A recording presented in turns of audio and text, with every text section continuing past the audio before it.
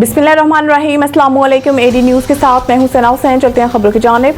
SCO भारतीय वज़ीर दिफा कॉन्फ्रेंस का मुश्तरका एलामिया देखकर तिलमिला गए। दस्तखत से इनकार। चीन के दारुल-हुकूमत बीजिंग में शंघाई ताउन तंजीम के वज़ीर दिफा का इजलास हुआ, जिसमें कॉन्फ्रेंस के मुश्तरका एलामिया को देखकर भारतीय वज़ीर दिफा राजनाथ सिंह नाराज हो गए। भारतीय मीडिया के मुताबिक वज़ीर दिफा राजनाथ सिंह ने SCO कॉन्फ्रेंस के मुश्तरका एलामिया पर दस्तखत से इनकार कर दिया है। भारतीय मीडिया का बताना है कि SCO मुश्तरका एलामिया में पहलगाम वाक़े का जिक्र नहीं था, जिस पर वज़ीर दिफा राजनाथ ने दस्तखत से इनकार किया।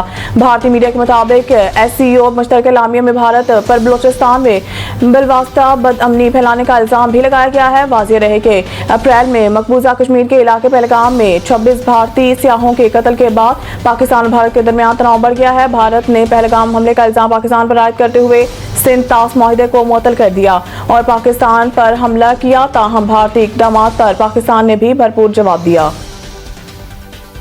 ईरानी कौम पाकिस्तानी अवाम की जज्बे और हमायत को कभी फरामोश नहीं करेगी।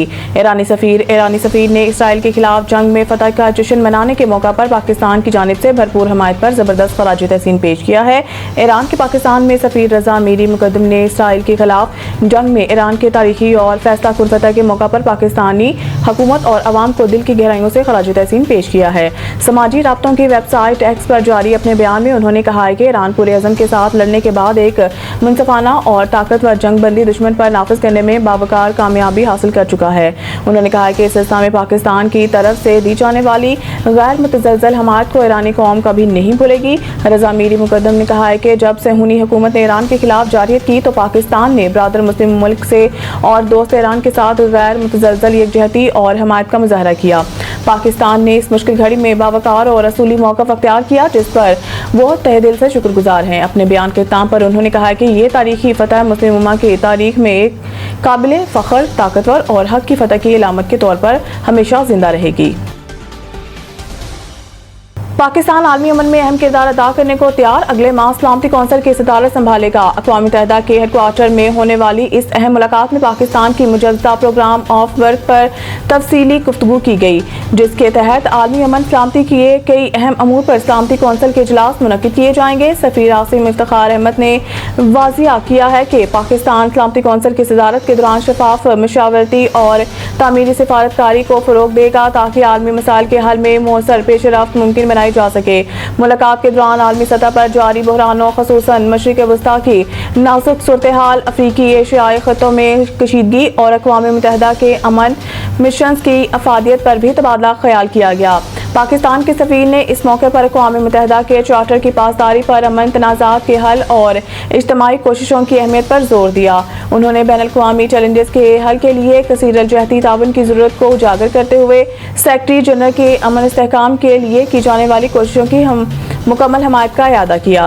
पाकिस्तान की आइंदा सदारत न सिर्फ आलमी सतह पर इसकी सफारती सरगर्मियों को नुमाया करेगी, बल्कि अक़वाम मुत्तहिदा के प्लेटफॉर्म पर जनूबी एशियाई मौक़िफ़ को भी मज़ीद मौसर तरीके से उजागर करने का मौका फराहम करेगी।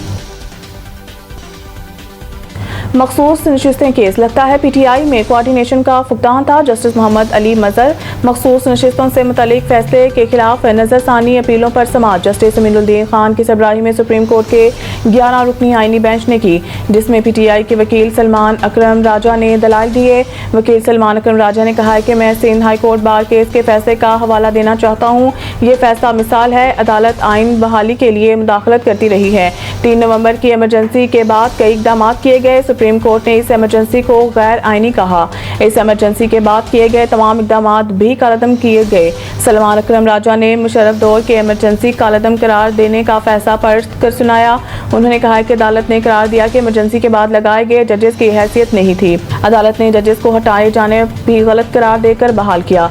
इलेक्शन एक्ट सेक्शन 66 के मुताबिक किसी भी पार्टी का उम्मीदवार बनने के लिए 2 असूल हैं। जस्टिस अमीनुद्दीन खान ने कहा है कि आप सैकड़ों डॉक्यूमेंट्स फाइल कर सकते हैं, आपको कोई रोक नहीं सकता।